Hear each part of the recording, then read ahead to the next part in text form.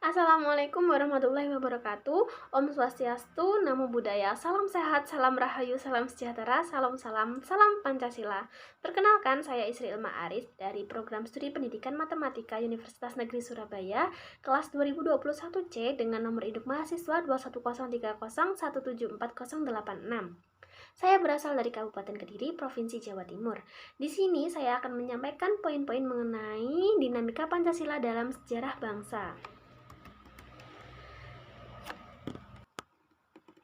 Baik, setiap bangsa memiliki sejarah masing-masing dan bangsa yang besar adalah bangsa yang menghargai sejarah bangsanya. Oleh karena itu, sebagai warga negara Indonesia, kita harus memahami dan menghargai sejarah bangsa Indonesia. Pancasila sebagai dasar dan ideologi negara merupakan kesepakatan politik para founding fathers ketika negara Indonesia didirikan. Namun, dalam perjalanan panjang kehidupan bangsa, Pancasila sering mengalami berbagai deviasi dalam aktualisasi nilai-nilainya. Deviasi pengalaman Pancasila Deviasi pengamalan Pancasila tersebut bisa berupa penambahan, pengurangan, dan penyimpangan dari makna seharusnya. Pancasila yang pada awalnya bersumber dari nilai-nilai yang dimiliki oleh bangsa, yaitu dalam adat istiadat dan agama di Indonesia, sebagai sebuah ideologi, Pancasila tidak bersifat tertutup atau statis terhadap berbagai perubahan atau pemikiran baru. Pancasila bersifat terbuka atau dinamis yang mampu menyesuaikan dengan berbagai perubahan zaman ataupun pemikiran. Nilai dasar Pancasila dalam sejarah bangsa di masa Kerajaan Sriwijaya pada sila pertama yaitu berdampingannya agama Hindu dan Buddha. Pada sila kedua, pengiriman pelajar ke India lewat hubungan keduanya. Lalu sila ketiga, penerapan konsep kepulauan. Sila keempat, kedaulatan yang luas, yaitu Siam dan Semenanjung Melayu. Lalu sila kelima, kemakmuran rakyat lewat jalur pelayaran dan perdagangan. Selanjutnya, nilai dasar Pancasila dalam sejarah bangsa di masa Kerajaan Majapahit. Pada sila pertama, berdampingannya agama Hindu dan Buddha dengan damai. Lalu sila kedua, hubungan dengan kerajaan asing, diantaranya Tiongkok, Ayodhya, Campak, Kamboja pada masa Hayam Wuruk.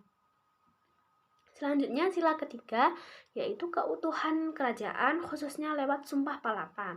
Lalu sila keempat, nilai musyawarah mufakat dalam tatanan pemerintahan. Sila kelima, berdirinya kerajaan yang ditopang kesejahteraan rakyat. Selanjutnya, perumusan dan pengesahan Pancasila. Kronologi perumusan. Yang pertama, pada 7 September tahun 1944, proses perumusan dan pengesahan Pancasila dimulai sejak Indonesia masih dijajah oleh Jepang. Terlihat dalam sidang Badan Penyelidik latar belakang dibentuknya Badan Penyelidik Jepang menderita kekalahan, tekanan, dan serangan dari pihak sekutu. Adanya tuntutan dan desakan dari para pemimpin bangsa kepada bala tentara Jepang agar segera memerdekakan Indonesia atau setidaknya diambil tindakan. Pada tanggal 7 September tahun 1944, Jepang mengeluarkan janji kemerdekaan Indonesia di kemudian hari yang direncanakan pada tanggal 24 Agustus tahun 1945 nanti. Selanjutnya, pembentukan BPUPKI. Pengumuman janji kemerdekaan oleh Perdana Menteri Kaiso pada tanggal 7 September 1944 yang berbunyi The Japanese Empire hereby announce the future independence all Indonesian people, yang artinya Kekaisaran Jepang dengan ini mengumumkan kemerdekaan pada masa yang akan datang bagi segenap bangsa Indonesia. Menyusul kekalahan dari sekutu, Kaisar Jepang Tennohika pada tanggal 29 April 1945 berjanji memberi hadiah kepada Indonesia, yaitu kemerdekaan tanpa syarat. Janji ini disampaikan 1 minggu sebelum pemerintah Jepang menyerah dengan maklumat Gunseikan atau pembesar tertinggi sipil pemerintah militer Jepang di Jawa Madura nomor 23. Dengan maklumat Gunseikan tersebut, pada tanggal 29 April tahun 1945, secara resmi dibentuk suatu badan penyelidik usaha-usaha persiapan kemerdekaan Indonesia yang sering kita dengar dengan istilah BPUPKI, dalam bahasa Jepang disebut Dokuritsu Junbi Choshakai. Selanjutnya, pada tanggal 20 April tahun 1945, Gubernur Pemerintah Bala Tentara Jepang di Jawa atau Gunseikan membentuk Dokuritsu Junbi Choshakai atau BPUPKI tadi. Tugasnya yaitu menyelidiki segala sesuatu mengenai persiapan kemerdekaan Indonesia. Selanjutnya, pada tanggal 28 Mei tahun 1945, BPUPKI dilantik oleh Gun Saikan yang diketuai oleh Dr. Rajiman Widjoningrat. Lalu pada tanggal 29 Mei sampai 1 Juni tahun 1945, sidang pertama BPUPKI dilaksanakan untuk mempersiapkan rancangan dasar negara Indonesia Merdeka. Mr. Muhammad Yamin mengajukan usul yang berjudul Asas Dasar Negara Kebangsaan Republik Indonesia yang terdiri dari perikebangsaan, perikemanusiaan, periketuhanan, perikerakyatan, dan kesejahteraan rakyat.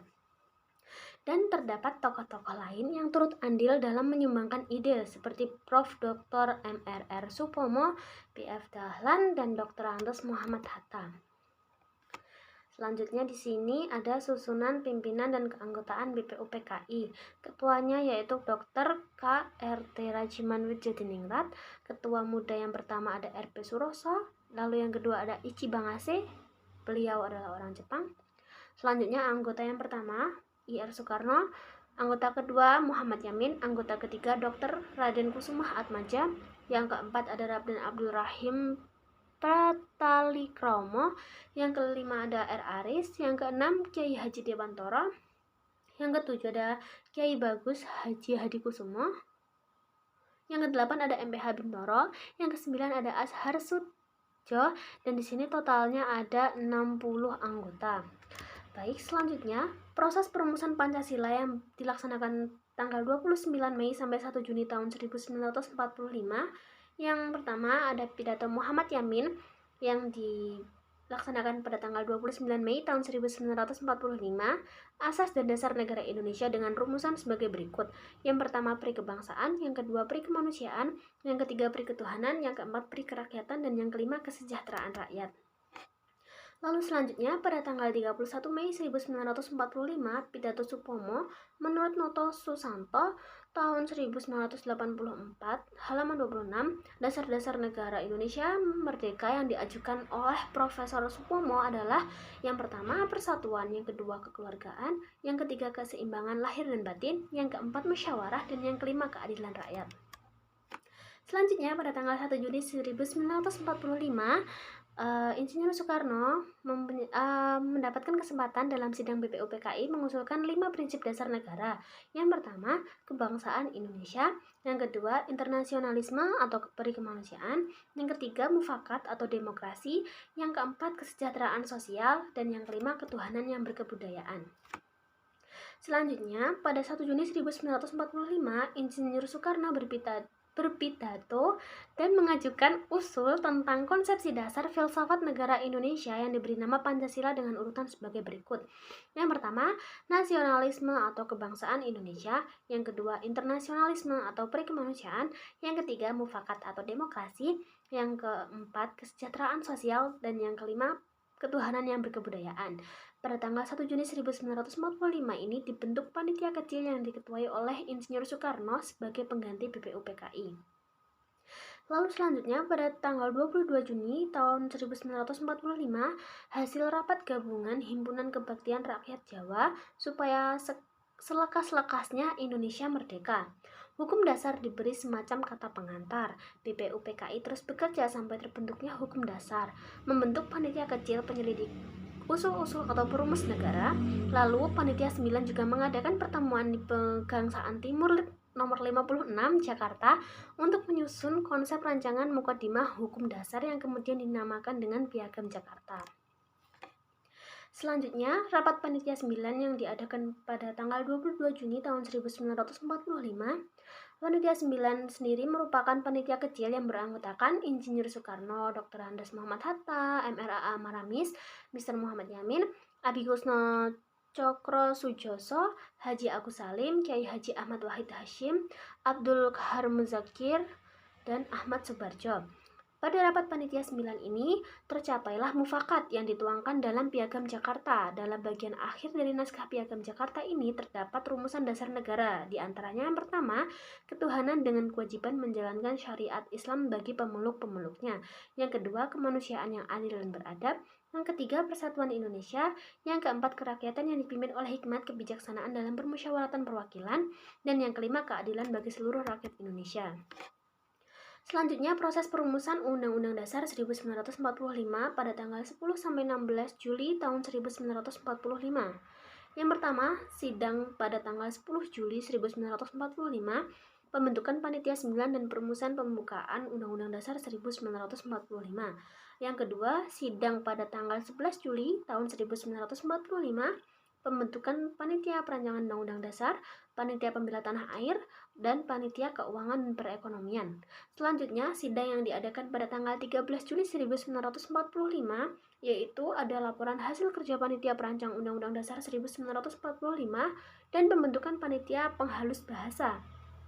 Selanjutnya yang keempat, sidang yang diadakan pada tanggal 14 Juli 1945, yaitu ada sidang pleno dalam Badan Penyelidik. Hasil rapatnya sebagai berikut. Yang pertama, pernyataan Indonesia Merdeka. Yang kedua, pembukaan Undang-Undang Dasar, dan yang ketiga, Undang-Undang Dasar Batang Tubuh.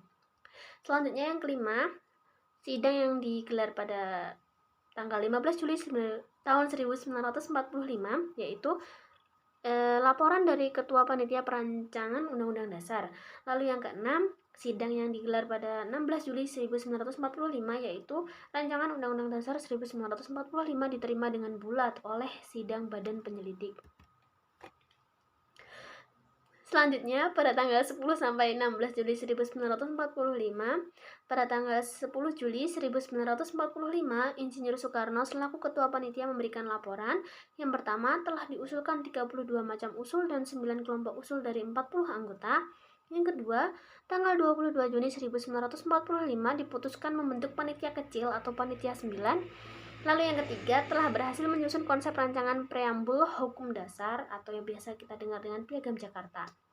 Lalu selanjutnya pada tanggal 11 Juli 1945, Panitia Perancang Hukum Dasar, dan pada hari itu juga Panitia Perancang Hukum Dasar telah memutuskan yang pertama, membentuk Panitia Perancang Declaration of Human Rights. Yang kedua, segenap anggota setuju unitarisme. Yang ketiga, isi preambul bukan hanya sekedar kata-kata. Dan yang keempat, negara dipimpin oleh satu orang. Selanjutnya, pada tanggal 13 Juli tahun 1945, Panitia Kecil Perancang Hukum Dasar berhasil menghimpun usulan penting. Lalu pada tanggal 14 Juli pukul 3 sore sampai 6 sore, sidang mendengarkan laporan hasil kerja Panitia Perancang Hukum Dasar. Selanjutnya pada tanggal 15 dan 16 Juli 1945, Insinyur Soekarno menyampaikan konsep rancangan hukum dasar beserta penjelasannya dan usul Dr. Andes Muhammad Hatta tentang hak-hak asasi manusia. Selanjutnya pada tanggal 16 Juli tahun 1945, menyetujui dan menerima rancangan hukum dasar yang diajukan oleh Panitia Perancang Hukum Dasar. Dengan ditutupnya sidang BPUPKI yang kedua, maka tugas BPUPKI dianggap selesai, kemudian dibubarkan. Untuk melanjutkan tugas BPUPKI, maka dibentuklah PPKI. Lalu pada tanggal 9 Agustus 1945, PPKI dibentuk. PPKI sendiri adalah Badan Bentukan Pemerintahan Jepang, tapi bukan alat pemerintahan Jepang. Dikarenakan PPKI bekerja sesudah Jepang tidak berkuasa lagi, lalu PPKI bekerja atas dasar keyakinan, pemikiran, dan caranya sendiri untuk mencapai kemerdekaan Indonesia merdeka. Dan juga PPKI merupakan suatu badan perwujudan atau perwakilan rakyat Indonesia. Selanjutnya pada tanggal 17 Agustus 1945, proklamasi kemerdekaan Indonesia berlangsung. Selanjutnya pada tanggal 18 Agustus 1945 pada pukul 10.30 pagi waktu Indonesia Barat dimulai sidang pleno membahas naskah rancangan hukum dasar dan pengesahan Undang-Undang Dasar. Selanjutnya proses pengesahan Pancasila. Yang pertama ada pembentukan PPKI. Dalam rangka membentuk PPKI, Insinyur Soekarno, Dr. Andes Muhammad Hatta, Dr. Rajiman berangkat ke Saigon atas panggilan Jenderal Terauchi. Menurut Soekarno, Jenderal Terauchi pada tanggal 9 Agustus 1945 memberikan padanya 3 cap, yaitu yang pertama, Soekarno diangkat sebagai Ketua PPKI, Muhammad Hatta sebagai Wakil Ketua, dan Rajiman sebagai anggota. Yang kedua, panitia persiapan boleh mulai bekerja pada tanggal 9 Agustus 1945. Lalu yang ketiga, cepat atau tidaknya pekerjaan panitia diserahkan sepenuhnya kepada panitia. Anggotanya sendiri tadi, ketuanya itu Insinyur Soekarno, wakil ketuanya Dr. Andes Muhammad Hatta, lalu ada 19 anggota, salah satunya tadi ada Dr. Rajiman Widyodiningrat tadi. Selanjutnya, pengesahan Pancasila Dasar Negara Republik Indonesia. Proklamasi sebagai titik kulminasi bangsa Indonesia menjadi sebuah negara Indonesia pada hakikatnya mengandung makna yang pertama, merupakan titik kulminasi sejarah perjuangan bangsa Indonesia yang telah lama mengalami penindasan penjajahan dan pencetus jiwa atau semangat untuk mewujudkan cita-cita bangsa seperti yang tertuang dalam pembukaan Undang-Undang Dasar 1945 alinea keempat. Yang kedua, pernyataan kemerdekaan pada hakikatnya merupakan pemberitahuan kepada bangsa Indonesia maupun dunia internasional bahwa bangsa Indonesia telah merdeka, berdaulat penuh, dan siap mempertahankan kemerdekaan yang telah diproklamasikan tersebut. Yang ketiga, proklamasi kemerdekaan bangsa Indonesia melahirkan negara Republik Indonesia dalam situasi yang serba darurat, singkat, tergesa, sehingga akan melengkapi syarat kenegaraan seperti Undang-Undang Dasar, Kepala Negara, Kabinet Pelaksanaan, Dasar Negara, susunan pemerintahan dan angkatan bersenjata dalam tempo yang singkat. Yang keempat, proklamasi kemerdekaan merupakan keputusan dan pernyataan bersama untuk menghapus tata hukum kolonial menjadi tata hukum nasional Indonesia yang berdaulat penuh. Yang kelima, proklamasi menjadi dasar mutu mental dan cita-cita terbaik bangsa dan negara Indonesia untuk mewujudkan kepribadian Indonesia yang menentukan bangun tegaknya negara Indonesia. Selanjutnya, pengesahan Pancasila Dasar Negara Republik Indonesia. Yang pertama, sidang pleno dimulai pada pukul 11.30 dengan acara pokok membahas rancangan hukum dasar termasuk rancangan preambul hukum dasar untuk ditetapkan menjadi undang-undang dasar termasuk pembukaan UUD. Suatu negara yang telah merdeka ada tanggal 17 Agustus 1945. Yang kedua, beberapa penyempurnaan yang dilakukan dalam pengesahan Undang-Undang Dasar Negara tersebut, yang sebelumnya merupakan rancangan pembukaan yang termuat di dalam Piagam Jakarta, sebagai hasil kesepakatan yang telah diterima oleh sidang PPUPKI pada sidang keduanya sebelum masa proklamasi kemerdekaan, yang isi penyempurnaannya antara lain, yang pertama ada dalam rancangan pembukaan UUD Negara Indonesia pada alinea keempat yang memuat sebutan Allah kemudian dirubah menjadi Tuhan sesuai dengan permintaan anggota utusan dari Bali, Mr. I Gusti Ketut Puja. Yang kedua, penggunaan hukum dasar digantikan dengan undang-undang dasar. Dan yang ketiga, dan pada kalimat berdasarkan kepada ketuhanan dengan kewajiban menjalankan syariat Islam bagi pemeluk-pemeluknya menurut dasar kemanusiaan dirubah menjadi berdasarkan ketuhanan yang Maha Esa lalu kemanusiaan.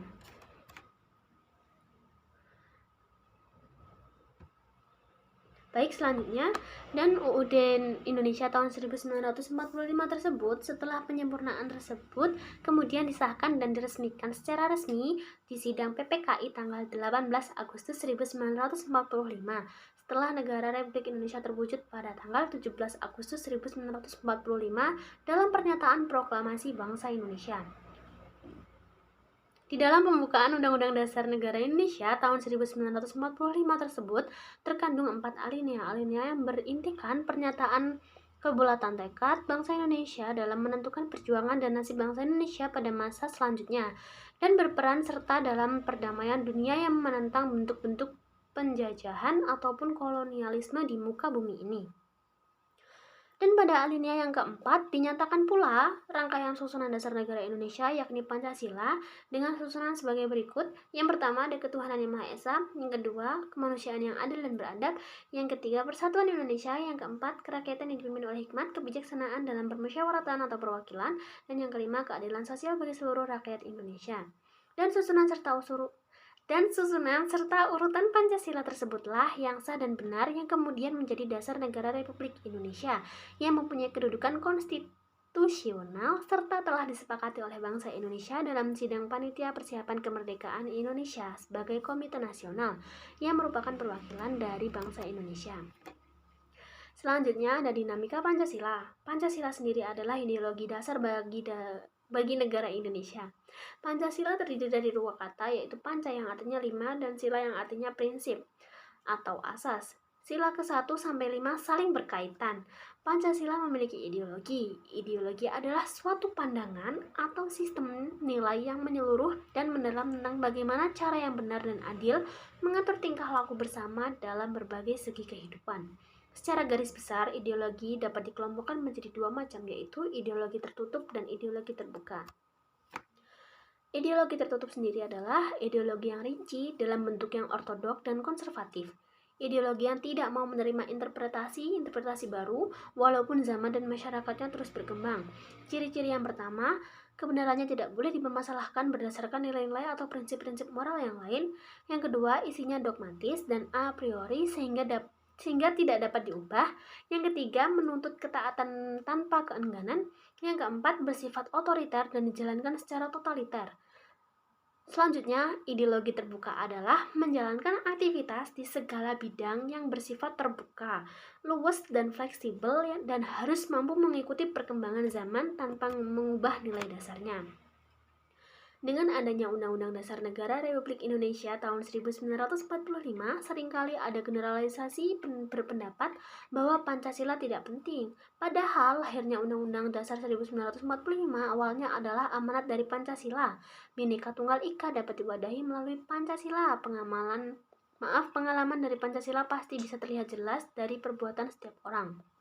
Namun dalam realitanya, maraknya penyimpangan nilai-nilai Pancasila seperti degradasi moral remaja, adanya KKN, kemiskinan, dan problem di sektor masyarakat lainnya yang menunjukkan kurangnya pemahaman nilai penting seorang terhadap Pancasila. Baik, sekian yang dapat saya sampaikan. Apabila ada salah, saya mohon maaf.